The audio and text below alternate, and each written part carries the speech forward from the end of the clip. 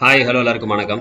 Welcome back to Chennai எஸ்கார் institute. நம்ம என்ன பார்க்க போறோம் அப்படின்னா வந்து பார்க்கும் திருக்குறள்ல அடுத்த பகுதியா இருக்கக்கூடிய அவை அஞ்சாமை. சரிங்களா?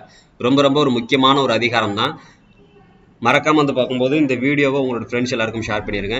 சில கொடுக்கக்கூடிய எக்ஸ்ட்ரா விஷயங்கள் எல்லாத்தையுமே வந்து பார்க்கும்போது குறிப்பெடுத்து வச்சுக்கோங்க. சரிங்களா? சரி, அப்ப முதல் குறள் வந்து பார்க்கும் என்ன சொல்றாங்க அப்படின்னா அவை அஞ்சாமை அப்படின்னா என்ன பொருள் அப்படின்னா அவைக்கு நம்ம அஞ்சக்கூடாது, அவ்வளவுதான். சரிங்களா? அவை அஞ்சாமை அப்படின்னா அவையோரை கண்டு நம்ம என்ன பண்ணக்கூடாது, அஞ்சக்கூடாது. அப்ப அது சார்ந்து வள்ளுவர் என்ன பண்ணியிருக்காரு அப்படின்னா ஒரு 10 குறளை அருமையா கொடுத்திருக்காரு. சரிங்களா? அப்ப அந்த குறள்கள் என்னென்ன அப்படிங்கிறத நம்ம பார்ப்போம். இப்ப ஃபர்ஸ்ட் குறள் என்ன சார் கொடுத்திருக்காங்க அப்படின்னா பாருங்க, வகையறிந்து வல்லவை வாய்ச்சோரார் சொல்லின் தொகையறிந்த தூய்மையவர் அப்படின்னு சொல்லி கொடுத்திருக்காங்க. சரிங்களா? என்ன கொடுத்திருக்காங்க, வகை அறிந்த வல்லவை வாய்ச்சோரார் சொல்லின் தொகையறிந்த தூய்மையவர். திருக்குறள் படிக்கும் போது நமக்கு இப்போ சடனா எடுத்து நம்ம இதை படிச்சோம்னா நமக்கு புரியாது. சரிங்களா? அதனால ஃபர்ஸ்ட் எப்போதுமே பொருள் படிங்க. சரிங்களா? பொருளை படிச்சுட்டு அதுக்கப்புறம் மேல இருக்கக்கூடிய குறளை படிச்சோம் அப்பனா நமக்கு கொஞ்சம் புரியும். சரிங்களா? சரி, ஓகே. அப்ப இதுல என்ன கொடுக்குறாங்கன்னா சொற்களோட தொகுதி அறிந்த தூய்மை உடையவர். சரிங்களா? சொற்களோட தொகுதி அறிந்த தூய்மை உடையவர் அவைகளத்தின் வகையினை அவைக்களத்தோட வகையினை அறிந்து வல்லவரின் அவையில் வாய் சோர்ந்து பிழை சொல்ல மாட்டார் அப்படின்னு சொல்றாங்க. சரியா? அப்ப என்னன்னா சொற்களோட தொகுதி எனக்கு தெரியுது, அதனுடைய ஆளுமை எனக்கு புரியுது அப்படின்னா அதை யாரு ஒருத்தர் அதை புரிஞ்சு வச்சிருக்காங்களோ அவர் என்ன பண்ண மாட்டார் அப்படின்னா பெரிய பெரிய வல்லவர்கள்லாம் அவையில இருந்தா கூட இவர் வாய் சோர்ந்து என்ன பண்ண மாட்டாரு, பிழையா சொல்ல மாட்டார். சரிங்களா? அதை தான் கொடுத்திருக்காங்க. சரி, அப்ப சொற்களின் தொகையறிந்த தூய்மை உடையவர் அவைகளத்தின் வகையினை அறிந்து வல்லவரின் அவையில் வாய் சோர்ந்து பிழை சொல்ல மாட்டார். சரிங்களா? அதை தான் கொடுத்திருக்காங்க. வகை அறிந்து வல்லவை வாய் சோரார் சொல்லின் தொகை அறிந்த தூய்மையவர் அப்படின்னு சொல்லி கொடுத்திருக்காங்க. சரிங்களா? சுரக்க இதுல சில பொருள் வந்து பார்க்கும் நான் சொல்றேன். இந்த தொகை அப்படிங்கிறதுக்கு என்ன சார் பொருள் அப்படின்னா வந்து பார்க்கும்போது தொகை என்பதற்கு மறைந்து அப்படின்ட்டு பொருள். என்ன பொருள்? தொகைனா என்ன பொருள்? மறைந்து அப்படின்ட்டு பொருள். சரிங்களா? ஆமா, இந்த தூய்மை அப்ப நம்ம சொன்னோம் அப்படின்னா அப்ப இதுக்கு என்ன பொருள் அப்படின்னா தூய்மை அப்படின்னா உண்மை அப்படின்னு சொல்லணும். தூய்மையானது உண்மை. சரிங்களா? அப்ப தொகைனா மறைந்து, தூய்மை அப்படின்னா என்னது, உண்மை. சரிங்களா? சரி, ஓகே. அப்ப ரெண்டாவது குறள் என்ன கொடுத்திருக்காங்க அப்படின்னா கற்றாருள் கற்றார் எனப்படுவர் கற்றார் முன் கற்ற செல சொல்லுவார். இது நமக்கு படிக்கும் போதே புரியுது. சரிங்களா? சரி, ஓகே. ஃபர்ஸ்ட் பொருளை படிப்போம். கற்றவரின் முன் தாம் கற்றவைகளை அவரோட அதாவது படிச்சவங்களோட மனதில் பதிமாறு சொல்ல வல்லவர் அவர்தான் கற்றவர். எல்லாராலும் இந்த பக்கனது கற்றவராக மதித்து சொல்லப்படுவார். ஒருத்தர் வந்து பார்க்கும்போது நம்ம பெரிய இடத்துல வச்சு ஒரு படிச்சிருக்காங்க அப்படின்னு நம்ம எப்படி சொல்லணும், யாரை சொல்லுவாங்க அப்படின்னா படிச்சவங்களுக்கு நம்ம புரியுற மாதிரி நம்ம நடத்தணும் அப்படின்னா அவங்க வந்து படித்தவங்களா வந்து பார்க்கும் மதிக்கப்படுவாங்க அப்படின்னு சொல்றாங்க. சரியா? அப்ப கற்றவர் முன் தாம் கற்றவைகளை அவருடைய மனதில் பதியுமாறு சொல்ல வல்லவர் கற்றவர் எல்லாரிலும் கற்றவராக மதித்து சொல்லப்படுவார் அப்படின்னு சொல்லி கொடுத்திருக்காங்க. சரிங்களா? அப்ப கற்றாருள் கற்றார் எனப்படுவர் கற்றார் முன் கற்ற செல சொல்லுவார் அப்படின்னு சொல்றாங்க. சரியா? என்னது? கற்றாருள் கற்றார் முன் கற்ற செல சொல்லுவார். அப்ப இதுக்கான பொருள் வந்து பார்க்கணும். நம்ம என்ன கற்றார் அப்படின்னு நம்ம எடுத்தோம் அப்படின்னா அப்ப இது கற்றார் அப்படிங்கிறதுக்கு பொருள் நம்ம என்ன கொடுக்கலாம், கற்றார் அப்படின்னா கற்றவர். சரிங்களா? கற்றார் அப்படின்னா நம்ம என்ன சொல்லலாம், கற்றவர். இல்ல அப்படின்னா பார்க்கும்போது பார்க்கறப்ப ஆளுமையில் சிறந்த அறிஞர். சரிங்களா? ஆமா, அறிஞர் நம்ம சொல்லலாம். சரிங்களா? சரி, ஓகே. அப்ப அடுத்து வந்து பார்க்கும்போது பார்க்கறப்ப செல அதான் பார்க்கும்போது இங்க பாருங்க செல சொல்லுவார் அப்படின்னு நம்ம சொல்ற பாத்தீங்களா. அப்ப செல என்பதன் பொருள் என்ன அப்படின்னா மனம் கொள்ள, மற்றவர்கள் மனம் கொள்ள நம்ம என்ன பண்ணணும் அப்படின்னா அந்த கருத்தை கொண்டு போய் அவங்கள்ட்ட கொடுக்கணும். சரிங்களா? மனம் கொள்ள. சரிங்களா? கற்றார் அப்படிங்கிறதுக்கு பொருள் கற்றவர், அறிஞர் நம்ம சொல்லலாம். செல அப்படிங்கிறதுக்கு என்ன பொருள் அப்படின்னா மனங்கொள்ள அப்ப நம்ம சொல்லுவோம். சரியா? சரி, ஓகே. அப்ப அடுத்து வந்து பார்க்கும் பகையகத்து சாவார் எளியர் அரியர் அவையகத்து அஞ்சாதவர் அப்படின்னு சொல்றாங்க. சரியா? பகையகத்து சாவார் எளியர் அரியர் அவையகத்து அஞ்சாதவர். அதாவது பகைவர் உள்ள போர்க்களத்தில் அதாவது சாக துணிந்தவர் உலகத்தில் பலர். சரியா? அதாவது பகைவர் உள்ள போர்க்களத்துக்குள்ள போய் நான் சாகுறேன்பா அப்படின்னு சொல்லிட்டு வீரமா இருக்கிறது நிறைய பேர் இருக்கலாம். ஆனா கற்றவரின் அவைகளத்தில் அஞ்சாமல் பேசுறவரு ரொம்ப ரொம்ப கம்மி. எப்படி சொல்லியிருக்காரு பாருங்க வள்ளுவர். அதாவது போர்க்களத்துல வந்து போய் உயிரை கொடுக்க போறதுக்கு வீரரா இருக்கிறதுக்கு இங்க நிறைய பேர் இருக்காங்க. சரியா? ஆனா இருந்தாலும் வந்து இந்த கற்றவர்களோட அவையில இருந்து பேசுறதுக்கே சில பேர் தான் இருக்காங்க. ஆமா, துணிச்சல் கிடையாது, இந்த துணிச்சல் கிடையாது. அததான் பகையகத்து சாவார் எளியர் அரியர் அவையகத்து அஞ்சாதவர் அப்படின்னு சொல்லி கொடுக்குறாங்க. சரிங்களா? சரி, ஓகே. அப்ப இதுல வந்து பார்க்கும்போது பொருள் என்ன பார்க்கலாம் அப்படின்னா இந்த அவை அப்படின்னு நம்ம சொல்றோம். இப்ப இந்த அவையகத்து அப்படின்னா வந்து பார்க்கும்போது அவைக்கு நம்ம வேற என்னென்ன பொருள்லாம் கொடுக்கலாம் அப்படின்னு நம்ம பார்த்தோம் அப்படின்னா மாந்தர் கூட்டம். சரிங்களா? அதான் அவைன்னா வந்து பார்க்கும் மாந்தர் கூட்டம். சரிங்களா? மாந்தர் கூட்டம் மனிதர் கூட்டம். அறிவில் சிறந்த மனிதர்களோட கூட்டம். அடுத்து வந்து பார்க்கும்போது வேற என்ன சொல்லலாம், அறிவுடையோர் கூட்டம். சரிங்களா, வேற என்ன சொல்லலாம், அறிவுடையோர் கூட்டம் அப்படின்னு சொல்றோம். சரி, அறிவுடையோர் கூட்டம். அப்ப மாந்தர் கூட்டம், இன்னொன்னு அறிவுடையோர் கூட்டம். எது அவை அப்படிங்கிறது இங்க குறிப்பிடப்படுறது, இதான் குறிப்பிடப்பட்டது. சரிங்களா, சரி ஓகே. அப்ப அஞ்சாதவர் அப்பனா யாரு, துணிந்தவர். அஞ்சாதவர்னா யாரு, துணிந்தவர். சரிங்களா, சரி ஓகே. அப்ப 3 குறள் பார்த்தாச்சு. அப்ப 4வது குறள் பாருங்க. கற்றார் முன் கற்ற சில சொல்லி தாம் கற்ற மிக்காருள் மிக்க குழல். சரிங்களா, ஆமா, அதான் பொருளை பார்ப்போம். ஃபர்ஸ்ட், கற்றவரின் முன் தாம் கற்றவைகளை, படிச்சவங்கள்ட்ட நாம் படிச்சத அவருடைய மனதில் பதியுமாறு சொல்லி, அவங்களோட மனசுல பதியுமாறு சொல்லிட்டு மிகுதியாக கற்றிருக்காங்கல்ல அவங்கள்ட்ட அம்மிகுதியான கல்வி அறிந்து கொள்ள வேண்டும். அதாவது என்னன்னா, குழப்பற மாதிரி இருக்கா, ஒன்றும் இல்லை. நான் படித்தவன்ட்ட நான் இப்போ ஒரு கிளாஸ் எடுக்கிறேன் அப்படின்னா, நான் வந்து பக்கம் படித்தவனுக்கு நான் கிளாஸ் எடுக்கிறேன், அவங்களுக்கு நான் மனசில் புரிகிற மாதிரி சொல்லி கொடுத்தணும். சரிங்களா, அப்போ என்னை விட அதிகமாக படித்தவங்கள்ட்ட மீதி இருக்கக்கூடிய கொஞ்ச நஞ்ச அந்த நாலேஜும் நான் அந்த அதிகமாக படித்தவங்கள்ட்ட நான் வாங்கிக்கணும். சரிங்களா, அதான் கற்றவரின் முன் தாம் கற்றவைகளை அவருடைய மனதில் பதியுமாறு சொல்லிட்டு மிகுதியாக படித்தவர்கள் இருக்காங்கல்ல அவங்க கிட்ட அந்த மிகுதின்னு ஒண்ணு இருக்குல்ல, அந்த மிகுதியான கல்வியை நான் கேட்டு தெரிஞ்சுக்கணும் அப்படின்னு சொல்றாங்க. சரிங்களா, அததான் கற்றார் முன் கற்ற செல சொல்லி தாம் கற்ற மிக்காருள் மிக்க குழல் அப்படின்னு சொல்றாங்க. சரிங்களா, சுரக்கு. அப்ப இதனுடைய பொருள்கள் என்னென்ன இருக்கு அப்ப நம்ம சொல்லி பார்த்தோம் அப்படின்னா, செல சொல்லி, அதான் பார்க்கும்போது பார்க்கறப்ப அந்த செல சொல்லி அப்படிங்கிறதுக்கு நம்ம என்ன பொருள் கொடுக்கலாம் அப்படின்னா, செல சொல்லியில என்ன கொடுக்கலாம், பிறருக்கு சொல்லுதல். சரிங்களா, என்னது பிறருக்கு சொல்லுதல் அப்படின்ட்டு பொருள். சரிங்களா, சில சொல்லிலானது பிறருக்கு சொல்லுதல். சரிங்களா, அடுத்து என்ன கொடுத்துருக்காங்கன்னா மிக்காருள் அப்படின்னா பார்க்கணும் என்ன மீனிங் அப்படின்னா மிகுதியாக. மிக்காருள் அப்படின்னா என்னது, மிகுதியாக. மிக்காருள்னா மிகுதியாக. சரிங்களா, சரி ஓகே. அப்ப 4 குறள் முடிஞ்சிருச்சு. 5வது குறள் பாருங்க. இதுல ஃபர்ஸ்ட் நம்ம பொருளை படிப்போம். சரிங்களா, அவையில் அஞ்சாது விடை கூறும் பொருட்டாக. சரிங்களா, அவையில் அதான் ஒன்றை கேட்டவருக்கு, அவையில் அஞ்சாது விடை கூறும் பொருட்டாக நூல்களை கற்கும் நெறியில். சரிங்களா, நூல்களை கற்கும் நெறியில் அளவை நூல் அறிந்து கற்க வேண்டும் அப்படின்னு சொல்றாங்க. சரி, அதாவது வந்து அவையில் விடை கூறும் பொருட்டாக நூல்களை கற்கும் நெறியில் அளவை நூல் அறிந்து கற்க வேண்டும் அப்படின்னு சொல்றாங்க. சரிங்களா, சரி ஓகே. அது என்ன அப்படின்னா வந்து பார்க்கும்போது இந்த அவையினருக்கு அஞ்சக்கூடாது. சரிங்களா, என்ன பண்ணக்கூடாது, அவையினருக்கு அஞ்சக்கூடாது. சரிங்களா, ஆமா, அங்க கேட்கக்கூடிய கேள்விகளுக்கெல்லாம் விடை சொல்ற விதமா அதுக்கு நம்ம என்ன பண்ணணும் அப்படின்னா, அதுக்கு வேண்டிய நூல்களை எல்லாத்தையுமே நம்ம வந்து பொருளயத்தோட புரிஞ்சு படிச்சு தெரிஞ்சு வச்சிருக்கணும். சொல்ற புரிதா என்ன சொல்றேன்னா, இங்க ஒரு பொருள் கொடுத்துருக்காங்க. ஆக்சுவலா நான் சொல்றதை வந்து ஞாபகம் வச்சுக்காங்க. என்னன்னா, ஆற்றின் அளவறிந்து கற்க அவை அஞ்சா மாற்றம் கொடுத்தல் பொருட்டு அப்படின்னு சொல்றாங்க. சரி, அதாவது இந்த பக்கம் என்னது, ஆற்றின் அளவறிந்து கற்க அவை அஞ்சா மாற்றம் கொடுத்தல் பொருட்டு. சரிங்களா, சரி. அப்ப இதனுடைய பொருள் என்ன நம்ம சொன்னோம், அதாவது என்னன்னா அவையினருக்கு நம்ம அஞ்சக்கூடாது. சரிங்களா, அவையினருக்கு அங்க எப்ப எவ்வளவு பேர் இருக்காங்கன்னு நினைச்சு நம்ம பயப்படக்கூடாது. அங்க எழக்கூடிய கேள்விகளுக்கு விடை சொல்ற விதமா நம்ம என்ன பண்ணி வச்சிருக்கணும் அப்படின்னா, அது எதெல்லாம் தேவையான நூல்களா இருக்கோ அது எல்லாத்தையும் சரியான நெறியில அதுக்கு தேவையான அளவுல நம்ம படிச்சு வச்சுக்கணும். சரிங்களா, அவையில் அஞ்சாது விடை கூறும் பொருட்டாக நூல்களை கற்கக்கூடிய நெறியில அதோடைய அளவை அறிந்து நம்ம வந்து என்ன படிக்கணும், படிச்சுக்கணும். அங்க போயிட்டு பயப்படாம பேசுறதுக்கு நான் எந்த அளவுக்கு படிக்கணுங்கிறது எனக்கு தெரிஞ்சு நான் படிச்சிருக்கணும். சரிங்களா, சரி. அப்ப அடுத்த கொஸ்டின், அடுத்த குறள் வள்ளுவர் என்ன சொல்லியிருக்காரு அப்படின்னா, இதுக்கு பொருள் பாருங்க.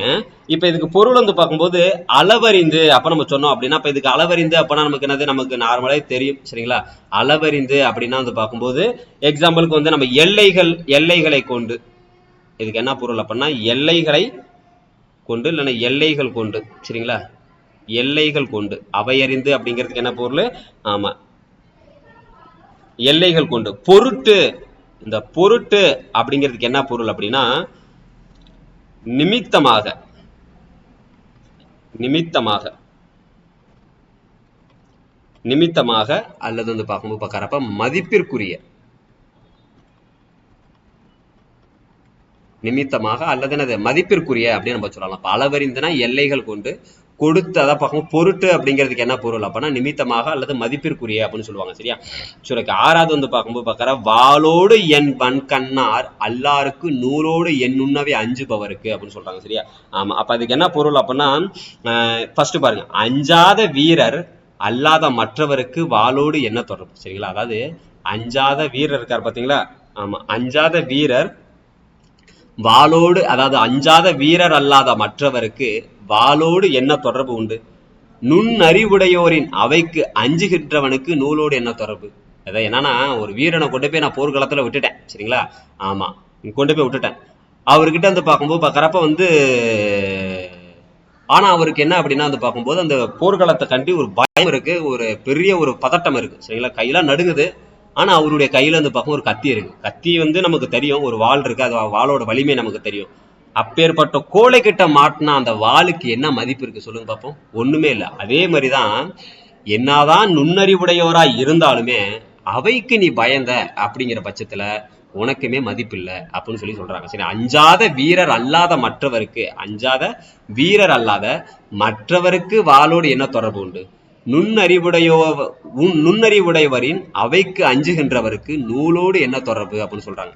நீ என்னதான் படிச்சிருந்து அவைக்கு அஞ்சணும் அப்படின்னா உனக்கும் நூலுக்கும் எவ்வித தொடர்பும் இல்லை அப்படின்றது பார்க்கும் வள்ளுவர் அவர்கள் சொல்றாங்க. அதான் வாளோடு என் வன் கண்ணார் அல்லாருக்கு நூலோடு என்னுண்ணவை அஞ்சுபவருக்குன்னு சொல்றாங்க, சரிங்களா? சரி, ஓகே. அப்ப 7வது குறள் பாருங்க.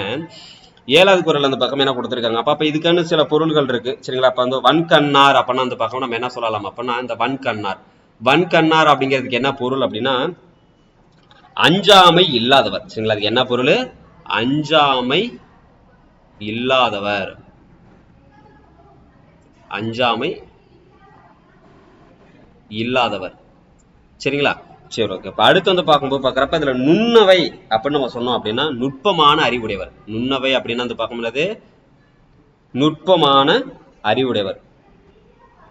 இதெல்லாம் எழுதி வச்சுக்கணும், சரிங்களா? நுட்பமான அறிவுடையவர், நுட்பமான அறிவுடையவர், சரிங்களா? சரி, ஓகே. இப்ப அடுத்து பாருங்க 7, பகையகத்து பேடிகை ஓல்வாள்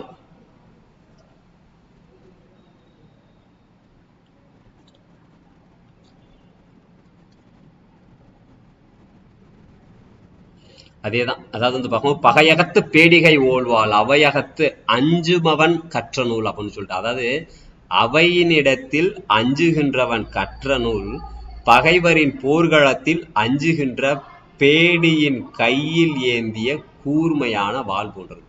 அப்ப வள்ளுவர் என்ன சொல்றாருன்னா, அந்த போர்க்களத்துல அஞ்சக்கூடியவருக்கு பேர் என்னப்பனா பேடின்னு பேர். இதுக்கு என்ன பேரு? பேடி. இதேதான் அங்கேயும் கொடுத்துருக்காங்க. ஆக்சுவலா அதனால கொஞ்சம் மாத்தி கொடுத்துருக்காங்க, அவ்வளவுதான். ஒண்ணும் இல்லை. இங்க பாருங்க, அஞ்சாத வீரர் அல்லாத அப்படின்னு எவ்வளவு அழகா கொடுத்துருக்காரு பாருங்க. அஞ்சாத வீரர் கிடையாது, அஞ்சாத வீரர் அல்லாத, சரிங்களா? மற்றவருக்கு வாளோடு என்ன தொடர்பு, சரிங்களா? அதே மாதிரி நுண்ணறிவுடையவரின் அவைக்கு அஞ்சுகின்றவனுக்கு நூலோட என்ன தொடர்புன்னு சொல்லி கொடுத்திருக்காரு. இங்க என்ன கொடுத்திருக்காரு அப்படின்னா அவையினிடத்தில் அஞ்சுகின்றவன் கற்ற நூல். அது எப்படின்னா பகைவரின் போர்க்களத்தில் அஞ்சுகின்ற அந்த பேடி இருக்காருல்ல, அவரோட கையில ஏந்திருக்கக்கூடிய அந்த கூர்மையான வாள் மாதிரி. என்னதான் வாள் கூர்மையா இருந்தாலும் இருக்கிற இடம் சரியில்லையே, அதே மாதிரிதான், சரிங்களா? நம்ம என்னதான் நிறைய படிச்சிருந்தாலும் வந்து பார்க்கும்போது நம்ம அவையை கண்டு பயந்தோம் அப்படின்னா அந்த நூலுக்கும் நமக்கான மதிப்புகள் கிடையாது, சரிங்களா? சரி, அப்ப இதுக்கான பொருள்கள் நம்ம என்னென்ன சொல்லலாம் அப்படின்னா பேடிகை அப்படின்னா வந்து பார்க்கும்போது நம்ம என்ன சொல்லலாம்? கூடை, சரிங்களா? என்னது? கூடை. இல்லைன்னா வந்து பார்க்கும்போது பார்க்கறப்ப வேற என்ன சொல்லலாம்? கூடை, இல்லைன்னா வந்து பார்க்கும் உரை. என்னது? உரை, சரிங்களா? அடுத்து இந்த ஓல்வாள் அப்படிங்கிறதுக்கு வந்து பார்க்கும்போது என்ன பொருள் அப்படின்னா ஓல்வாள் நுட்பமான அறிவுடையவர், நுட்பமான அறிவுடையவர்.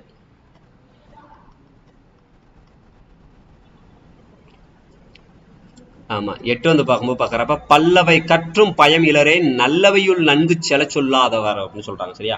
ஆமா, அதாவது பல்லவை கற்றும் பயம் இலரே நல்லவையுள் நன்கு செல சொல்லாதார் அப்படின்னு சொல்றாங்க. அதாவது நல்ல அறிஞரின் அவையில், நல்ல அறிஞர்களோட அவையில நல்ல பொருளை கேட்பவர், சரிங்களா? என்னது? நல்ல அறிஞர் இருக்கணும், அதனுடைய அவையில நல்ல நல்ல பொருளை கேட்பவர், மனதில் பதியுமாறு சொல்ல முடியாதவர், சரிங்களா? பல நூல்களை கற்றாலும் பயன் இல்லாதவர் சொல்றாங்க. என்ன சொல்றாங்கன்னா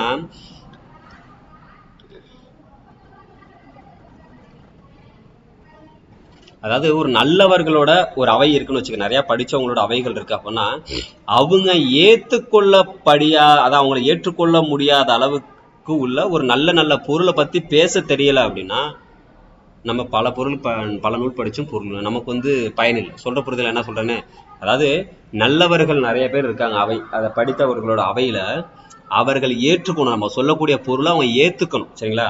ஆமா ஏற்றுக்கொள்ளும்படி நல்ல பொருள் பத்தி அவங்களுக்கு பேச தெரியல அப்படின்னா உங்களுக்கு வந்து பல வகை நூல்களை படிச்சாலும் பொருள் கிடையாது. அதான் பல்லவை கற்றும் பயனில்லரே. பல வகை நூலை படிச்சும் பயனில்லை.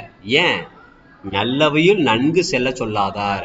அந்த நல்லவையோர்கள் இருக்கிறவங்களுக்கு கிட்ட நம்ம நல்ல விஷயத்த சொல்றப்ப அதை அவங்க ஏத்துக்கல அப்படின்னா பல நூல்களை படிச்சும் பொருள் இல்லை. சரிங்களா?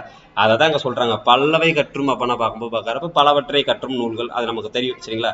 செல சொல்லாதார் அப்பனா பார்க்கும்போது பார்க்கறப்ப இது கொஞ்சம் முக்கியம். சரிங்களா? அப்ப இதுக்கு என்ன பொருள் அப்பனா பயன்படாதார். சரிங்களா? அதுக்கு என்ன பொருள்? பயன்படாதார். ஒன்னுத்துக்கும் பயன்படாதார் அப்ப நம்ம சொல்லுவோம். சரிங்களா? சரி, ஓகே. அப்போ 9வது குறள் பாருங்க. கல்லாதவரின் கடை என்ப கற்று அறிந்தும் நல்லார் அவை அஞ்சுவார் அப்படின்னு சொல்லி கொடுத்துருக்காங்க. சூப்பர், நல்ல குறள். சரிங்களா? அதாவது என்னன்னா, நூல்களை கற்றறிந்த போதிலும் நல்ல அறிஞரின் அவைக்கு அஞ்சுகின்றவர். சரி, நூலை நல்லா படிச்சிருக்கேன்ப்பா, ஆனா அறிஞரோட அவைக்கு அஞ்சுகின்றவர் கல்லாதவரை விட கடைப்பட்டவர் என்று கூறுவர். எப்படி கொடுத்துருக்கா பாருங்க. ஆமா, கல்லாதவரின் கடை என்ப கற்றறிந்தும் நல்லார் அவை அஞ்சுவார். அப்படின்னா நூலை நிறைய படிச்சிருக்கேன், ஆனா அவையோர்களுக்கு கண்டு நான் அஞ்சினேன் அப்படின்னா என்ன அவங்க எப்படி பார்ப்பாங்களாம்? படித்தவரை விட ரொம்ப படிக்காதவரை விட அந்த பக்கமே எனக்கு கீழ்மட்டமா பார்ப்பாங்க. சரியா? அதான் கல்லாதவரை விட கடைப்பட்டவர் அப்படின்னு சொல்லிட்டு சொல்லுவாங்க. சரியா? ஆமா. அப்ப இதுல கடை அப்படின்னா அந்த பார்க்கும்போது என்னது? இறுதி. சரிங்களா? அப்ப இதுல வந்து பார்க்கும்போது கடை அப்படின்னா பார்க்கும்போது கடை என்ப அப்படிங்கிறதுல பொருள் என்ன அப்படின்னா இறுதி நம்ம சொல்லலாம். சரியா? அதுக்கு என்ன பொருள்? இறுதி. கற்றறிந்தும் அப்படிங்கிறதுக்கு பொருள் வந்து பார்க்கும்போது என்னன்னா இதுக்கு வந்து நமக்கு தெரியும். கற்றறிந்தும்னானது நல்லா புரிஞ்சு வச்சிருக்கதா, நன்கு அறிந்து. சரிங்களா? நன்கு அறிந்தும்னு சொல்லலாம். சரிங்களா? நன்கு அறிந்தும். சரிங்களா? சரி, ஓகே. அப்ப 10வது குறள் பாருங்க, லாஸ்ட் குறள். உலர் எனினும் இல்லாரோடு ஒப்பர் கள நஞ்சி கற்ற செல சொல்லாதார் அப்படின்னு சொல்றாங்க. சரிங்களா? ஆமா, அதாவது என்னன்னா அங்க ஃபர்ஸ்ட் பொருளை பாருங்க. அவைகளத்திற்கு அஞ்சி தாம் கற்றவைகளை பதியுமாறு சொல்ல முடியாதவர் உயிரோடு வாழ்ந்தாலும் இழந்தவருக்கு ஒப்பாவார் அப்படின்னு சொல்றாங்க. அதாவது உலர் எனினும் இல்லாரோடு ஒப்பார் அப்படின்னா உயிரோடு இருந்தாலும் இந்த பக்கம் இறந்தவரோடு ஒப்பவரா அந்த பக்கம் கருதப்படுவான். யார? களனஞ்சு கற்ற செல சொல்லாதார் அப்படின்னு சொல்றாங்க. ஆமா, அதான் நான் படிச்சவதை நான் அவைகளத்துல நான் அவங்க புரிஞ்சுக்கிற மாதிரி என்னால வந்து சில விஷயங்களை அவங்க மனசுல பதிகிற மாதிரி என்னால சொல்ல முடியலன்னா நான் என்ன எப்படி உயிரோட வாழ்ந்தாலும் எனக்கு எதுதான்? இறந்தவருக்கு ஒப்பாவார் தான். அப்ப போன குறள் என்ன சொன்னாங்க? நான் அதே நிறைய நூல்களை படிச்சிருக்கேன், அவைக்கு அஞ்சுனேன் அப்படின்னா நான் யாரு? கல்லாதவரோட கடைப்பட்டவர்னு சொன்னாங்க. சரிங்களா? ஆமா, 8வது குறள் என்ன சொல்லியிருந்தாங்க? நல்ல அறிஞரோட அவையில வந்து நல்ல நல்ல பொருளை வந்து பார்க்கும்போது அவங்களுக்கு மனசுல பதிகிற மாதிரி நல்ல நல்ல விஷயங்களை நம்ம சொல்லும் போது அவங்க ஏத்துக்கல அப்படின்னா நான் பல நூல் படிச்சிருந்தாலும் எனக்கு வந்து என்னது? பயன் இல்லை அப்படின்னு சொல்றாங்க. சரிங்களா? அப்ப பகையகத்து பேடிகை ஓல்வாள் அவகையத்து அஞ்சுமவன் கற்ற நூல் அப்படின்னா இதுக்கு என்ன பொருள்? அப்ப அவையின் இடத்துல அஞ்சுரவன் வந்து பார்க்கும்போது எப்படி அப்படின்னா அந்த பகைவரோட கையில வந்து பார்க்கும்போது இருக்கக்கூடிய வால் மாதிரிதான், எந்த பயனும் இல்லை. அப்ப இதே தான் நம்ம 6வது குறளுக்கு நம்ம பார்த்தோம். சரிங்களா? சரி, ஓகே. வீடியோ வந்து பார்க்கும்போது புரியல அப்படின்னா திரும்ப வந்து பார்க்கும் பாருங்க, கண்டிப்பா புரியும். இந்த பொருள்லாம் கொஞ்சம் வந்து பார்க்கும்போது என்ன பண்ணி வச்சுக்கோங்க, நோட் பண்ணி வச்சுக்கோங்க. சரிங்களா? நம்ம வந்து அடுத்த வீடியோல பார்ப்போம். தேங்க்யூ.